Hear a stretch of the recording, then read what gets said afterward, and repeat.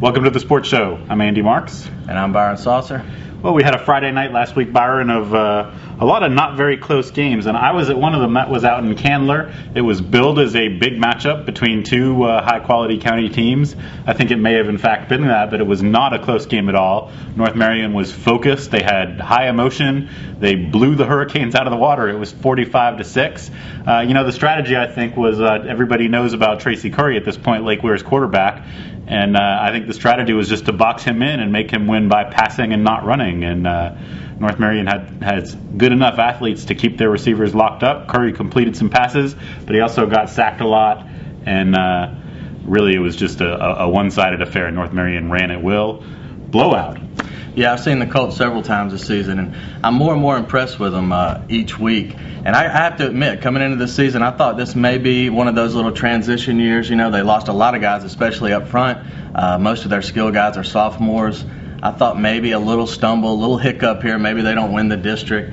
But, I don't know. We're voting later in the poll, and if there's a team that's better than North Marion other than St. Augustine, and I'm not sure that's true either, I'd be surprised. So the Colts look great, and of course they were playing with a little extra emotion out there Friday night. Yeah, it was quite a scene. Of course, they lost last year's defensive starter on the defensive line, Kyle Van Wagner. That was just within a week of this game starting. Everybody had their game face on. It was a real serious mood. And then when the game was over, Kyle's mother, Tanya Van Wagner, was given a game ball. There was a lot of emotion. I might have even been a little misty myself, but don't tell anyone. You were up there during the week and a little closer to the tragedy, and it just seemed like there's two ways that this can go. You can lose your focus or get more focused. I think the latter happened.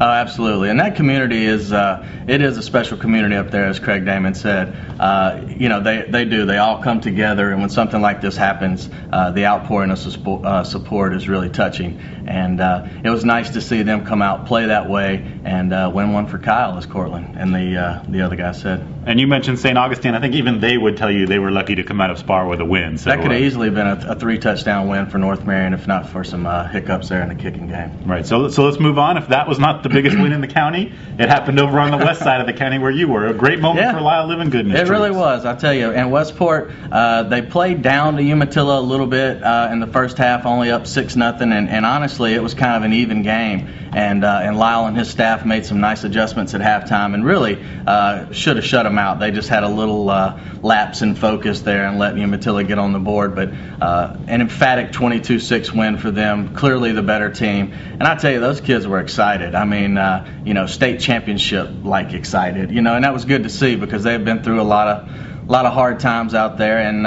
it's nice to be able to have something now to point to. This is what the hard work's for, and I think they understand that. And I'd love to see them win. Larry Rogers, the quarterback, said we got 5 more. We need to win them all to get in the playoffs. So that's their focus. I don't know if they can do that, but I do think they can win a couple more games this year. Yeah, let me ask you. I'm looking down at their schedule. They have Central coming up. Central's not having a good year. Bellevue's in a little bit of a struggle. Lecanto has lost 39 of its last 40 games. So based on what you saw, are these games that Westport? I think these are more quality opponents than Umatilla was. Yeah. Can Westport raise their game more and win some of those? I think they can. I tell you, Jose Burgos is a nice player too.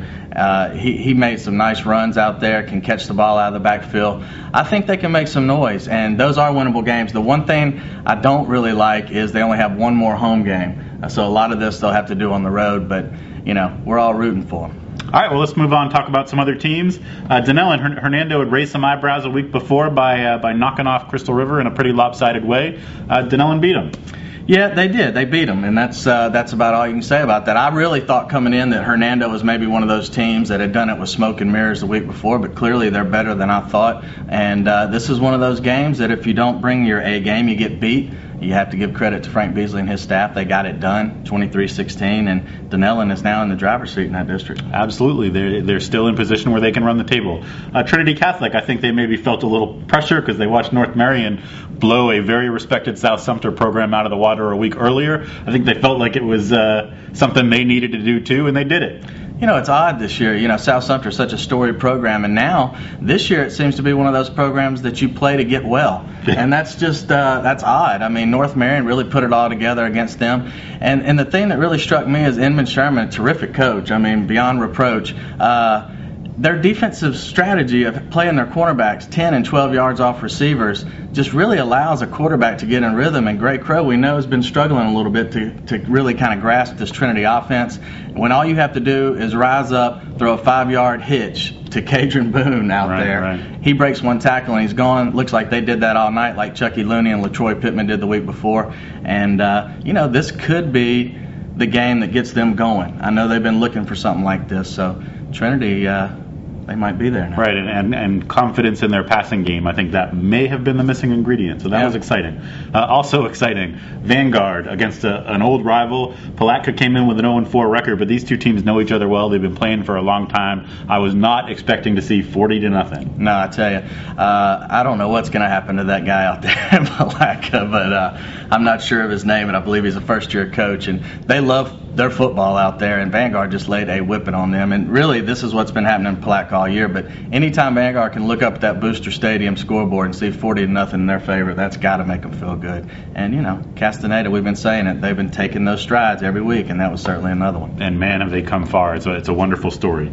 Another wonderful story is Ocala Christian Academy. They weren't tested this much. It wasn't an opponent that should have given them much resistance, and they did. No, but that's the thing. They knew they were going to beat this team. It was how much will we beat them by, and then they shut them out 62-0.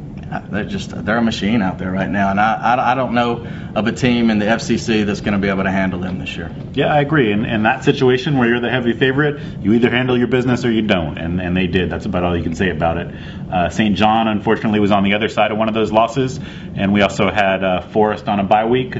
Forest is going to kickstart their 6A district schedule this week. What do you think? Can they compete at that level? I think they can. I think they have the athletes to compete at that level. Don't know a whole lot about those Jacksonville schools, but Mandarin comes to town Friday, and we should get a better picture on that. It looks like James Brooks has officially made that transition to quarterback, and I think they're getting that playbook's getting a little deeper each week for him. I think they can. I like David Hodges and his staff out there. They do a good job. Work hard. The numbers are there. I think Forest can compete, certainly. All right, well, we'll talk about that a lot more later in the week on the sports show as we get ready to talk about another week of Friday night games.